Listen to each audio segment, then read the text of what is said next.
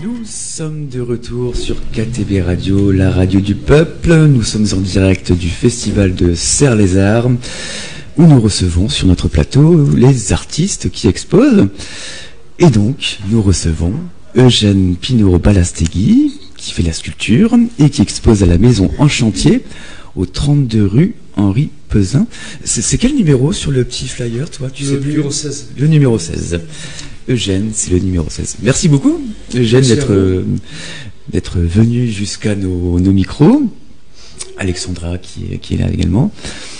Donc on va faire un petit déroulé de ton activité artistique, ton passé artistique. On va revenir à l'exposition d'aujourd'hui et puis tes futurs projets artistiques également, si tu en as. Comment? Qui est très long. Le trajet artistique est très long. On a le temps pour l'instant. Ah oui. Ouais. Vous ouvrez à 10h, c'est ça, hein, donc, En année, ça remonte à Serres, c'est 2003. Ah ouais. Eh oui. Donc je suis un des cofondateurs, assistant de Valérie et Paul depuis le début de cet événement qui s'appelait les Ateliers Portes Ouvertes. On était loin de penser à ce moment-là que 20 ans après, on arriverait à parler devant un micro, déjà, à pouvoir recevoir des centaines de personnes, des élèves. On était dans une autre démarche, on va dire, plus associative. Là, c'est plus professionnel. Tout était fait à la main maintenant. Voilà, il y a des flyers, voilà, ça n'a plus rien à voir, mais on est toujours dans la même vague de présenter des œuvres d'art aux amoureux du département. Et ça, c'était en 2003, c'est ça? 2003. Il y avait combien d'exposants la première année?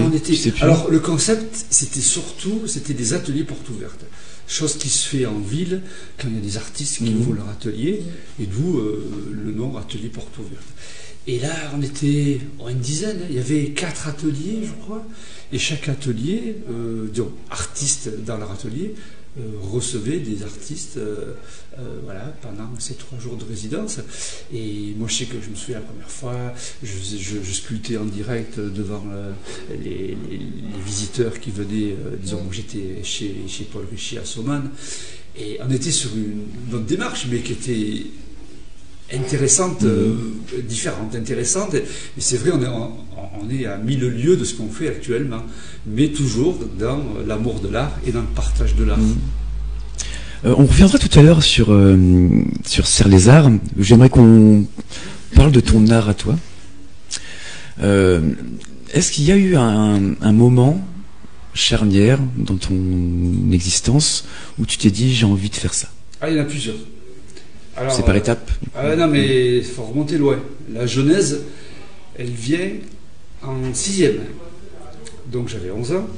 Ça remonte très loin. Non, mais c'est important parce que il y a quelques années, je l'ai réalisé. Je dis, tiens, mais d'où vient cet amour qui n'est pas une transmission familiale du tout, mis à part mon père qui avait fait tailleur de pierre.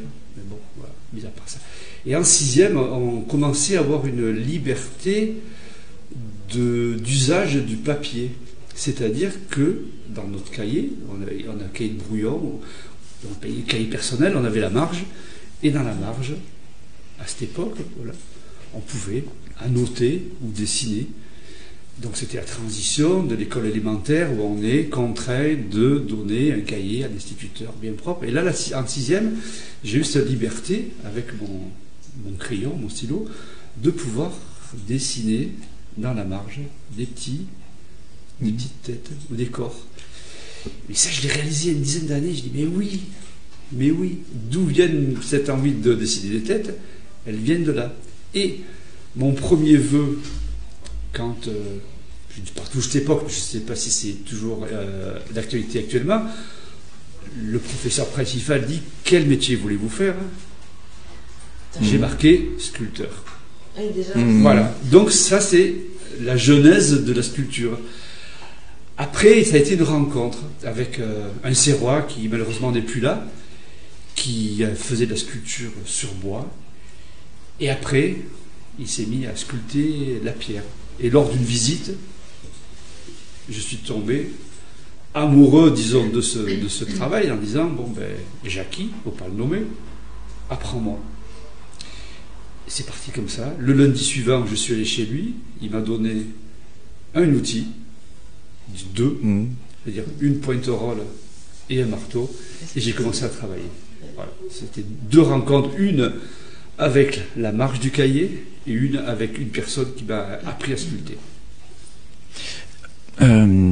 Tu as déjà exposé auparavant, lorsque tu as commencé à faire de la sculpture? Non, moi, au début. J'avais une activité professionnelle qui était dans l'administration. Bon, c'était, on va dire, un loisir de dire, voilà, je vais sculpter. Mais un loisir, ça va au-delà du loisir, parce que ça devient une obsession. Parce que bon, le loisir, il peut être sportif, il peut être littéraire, il peut être musical. Mais là, c'était vraiment une obsession, parce qu'il fallait revenir aux 11 ans où, voilà, j'ai pas pu aboutir à ce que j'aimais sans le savoir, parce que j'ai pas pu bénéficier d'une aide familiale en disant, ben oui, tu aimes ça, tu pourrais aller dans un lycée professionnel pour apprendre peut-être la sculpture, pour aller voir des compagnons. Il n'y avait pas cette culture-là qu'on a maintenant. Aller peut-être à l'école Boulle pour apprendre la sculpture. Voilà. Donc du coup, il a fallu rattraper tout ce temps perdu. Perdu, je ne crois pas, mais bon, tout ce temps-là, pour assouvir mon envie de créer des formes qui sont l'issue de la sculpture. Pardon, vas-y. Non, je t'en prie. On s'est vu, enfin, on s'est croisé plusieurs fois avec Eugène, et il y a un sujet que je trouvais très intéressant, que tu m'as parlé hier, l'outil qui est le prolongement de la main. Voilà. Alors moi, j'ai pensé à ça quand vous m'avez proposé de venir faire l'interview, et j'en suis très heureux. Je me suis dit, bon, il ne faut pas recommencer l'histoire de Brancusi, de Modigliani, voilà, bon. Et là, en venant, je suis arrivé en vélo, il y a l'accroche de cet outil, c'est des fois, là, quand on a des gens ont un prix, on dit, ah ben je remercie mon père, ma mère, et moi j'aimerais remercier, c'est le prolongement de ma main, c'est-à-dire l'outil. Sans cela, on ne peut rien faire. Et l'outil, pour moi, en plus, dans la sculpture, il a 2000 ans, 3000 ans cet outil. Quand vous travaillez avec vos outils, bon, ben, c'est des outils contemporains qui ont évolué, on peut dire une centaine d'années, un micro a une centaine d'années. Moi, l'outil que j'utilise, ou que je peux utiliser, il a 2000 ou 3000 ans. Ce qui veut dire que cet outil, il a permis aux Romains de faire une sculpture en marbre, il a permis aux Grecs de faire une sculpture en marbre, il a permis à Rodin de faire une sculpture en marbre, et elle permet à Pinero de faire une sculpture en marbre. Et ces 2 outils n'ont pas évolué en 3000 ans, sauf, on va dire, l'acier qui a été modifié, mais la structure, disons, physique de l'outil, c'est une massette qui, pour moi, s'appelle la massette portugaise parce que voilà, elle est ronde. C'est la pointerolle qui, pour les maçons, est un pointeau. C'est le ciseau, c'est la gradine, c'est le rifloir, c'est après les abrasifs. Après, ça peut être une disqueuse. Là, on saute de 2000 ans.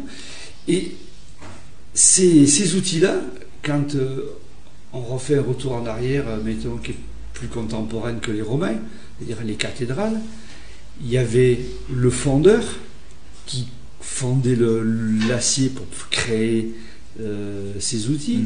Il y avait le forgeron qui forgeait l'outil. Et tout ça faisait que le sculpteur, ou le tailleur de pierre, parce que, eh bien, arrivait à faire son travail demandé, qui est à dire ou tailler une pierre, ou faire la sculpture. Et c'est ça qui est, moi je trouve, qui est presque, on va dire, qui n'est pas mis à l'honneur quand voilà, les sculpteurs ils vont faire référence à tel artiste, à telle formation. J'ai fait l'école des Beaux-Arts, j'ai fait l'école Boulle. Mais l'outil, pensons que l'outil a traversé les siècles sans évoluer pratiquement. Et c'est ça, moi, que voilà, je t'en ai parlé, et c'est qui me tient à cœur. Et chaque, on va dire, sous-métier du sculpteur a son outil particulier. La pierre a son outil, le bois son autre outil. Pour l'acier, on va ajouter la forge, on va rajouter l'enclume, on va ajouter un autre marteau. Alors là, dans les marteaux, il y en a des dizaines et des centaines. C'est des formes, c'est presque, on va dire, de l'art de voir tous ces marteaux petits, tête-boule. Et là, c'est un univers qui est parallèle à l'art, mais qui n'est pas mis en valeur. Non, pardon, vas-y. Non. Sarah, qui arrive sur notre plateau, psychologue, et avec son regard très intéressant sur l'art. Elle a un regard très pertinent sur l'art, les artistes, les artisans. Je voulais qu'on... Merci Romain. De rien, Sarah. Je voulais qu'on revienne sur le... Est-ce qu'il y a une sculpture qui t'a le plus marqué? Ah oui, c'est la muse de Brancusi. C'est celle qui m'a fait découvrir qu'une sculpture pourrait être épurée, que pour exprimer un sentiment, du moins en sculpture, dans le domaine du figuratif, on n'était pas obligé de mettre des yeux, des pupilles, des cils, du nez. Mais dans tes créations, du coup, dans tes créations, il y a une œuvre qui... dans ma création, il y en a une, c'est mon chef-d'œuvre. Est-ce que tu peux s'appelle Socapi. Est-ce que tu peux nous le décrire pour les... C'est peut-être compliqué, non? Pour les auditeurs. Alors déjà, la matière, c'est du marbre. Donc un marbre espagnol, forcément, parce que je suis d'origine espagnole, fils d'immigrés espagnols. Donc un amour, je dirais, charnel déjà pour cette pierre-là, qui vient pas loin du village de mes parents. Et donc après, je reviens à l'épuration.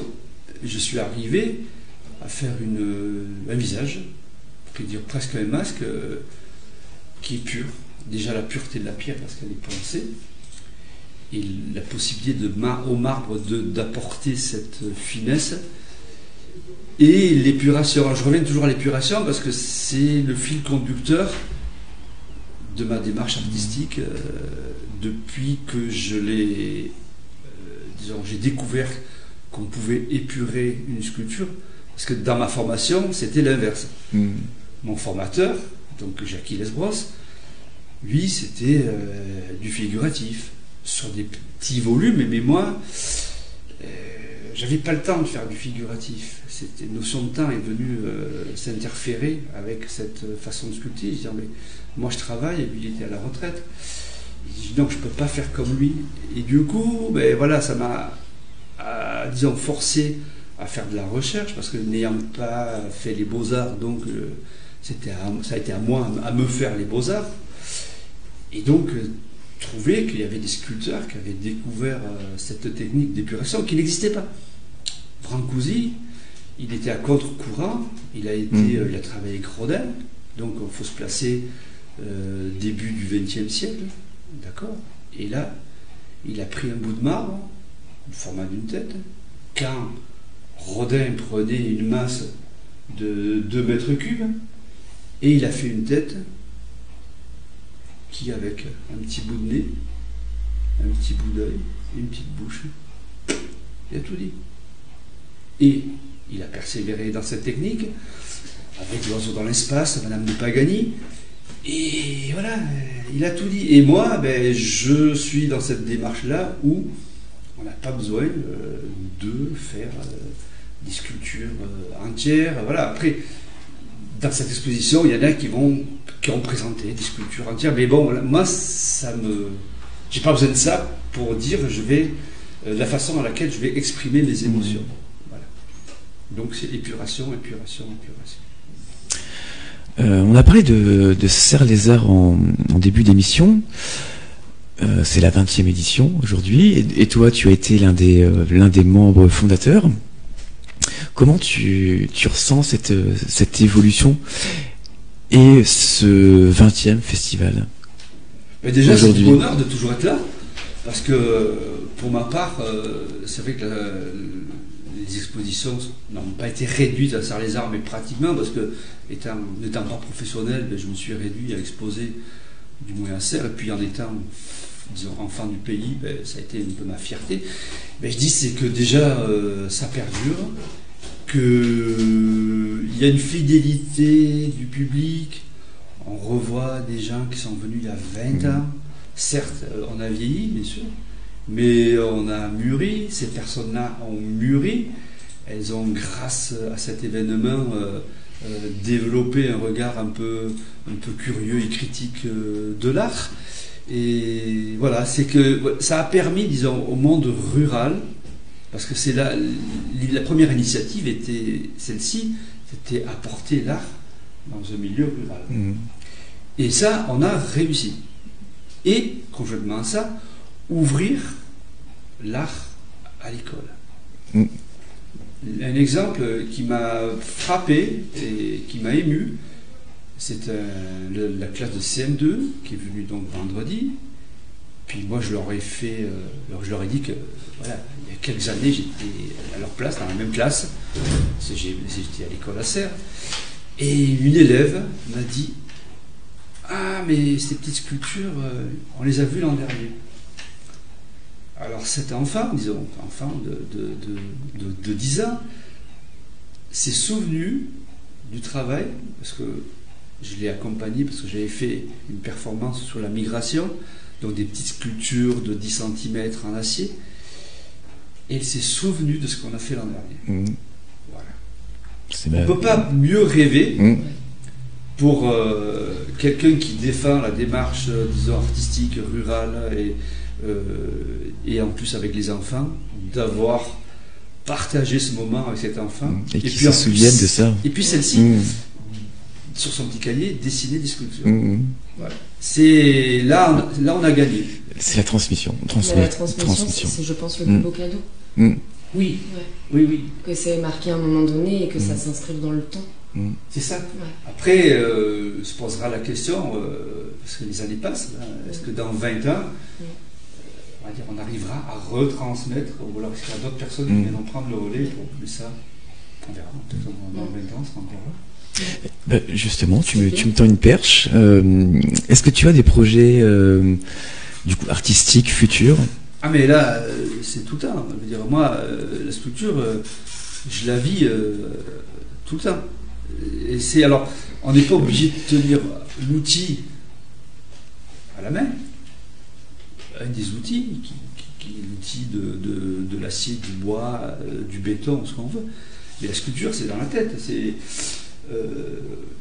Je passe souvent à Barcelone et j'ai un projet que j'aimerais aboutir, c'est travailler sur les balcons de Gaudí. Gaudí qui a été grand architecte de Barcelone, dont la Sagrada Familia.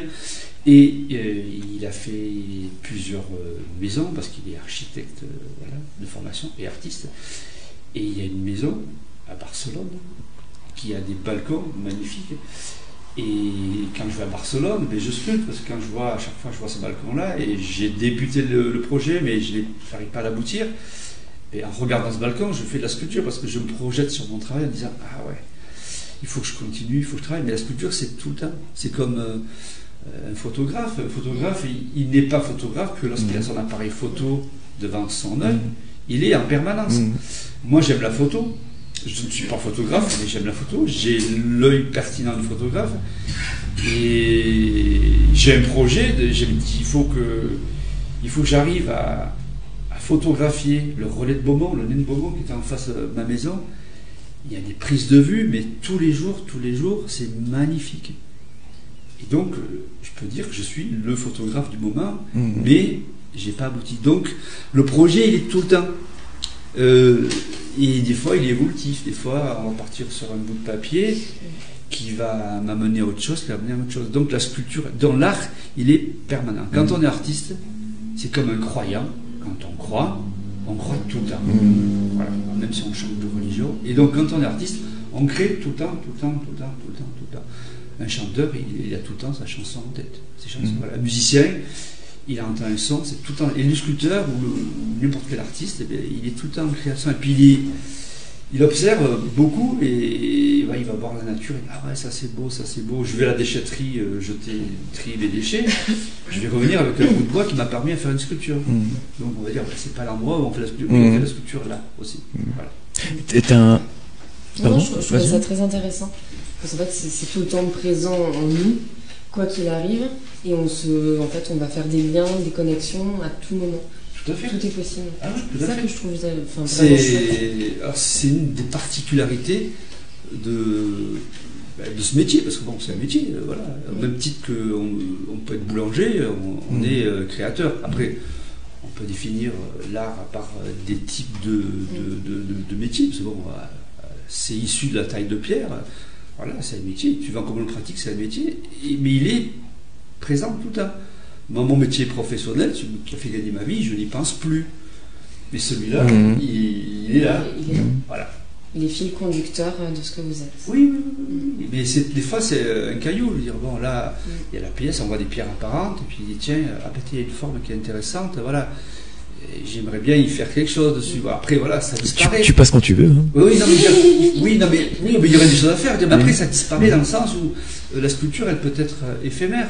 Voilà, des fois, on voit quelque chose, tiens, c'est une sculpture. On la voit, quand d'autres ne voient rien.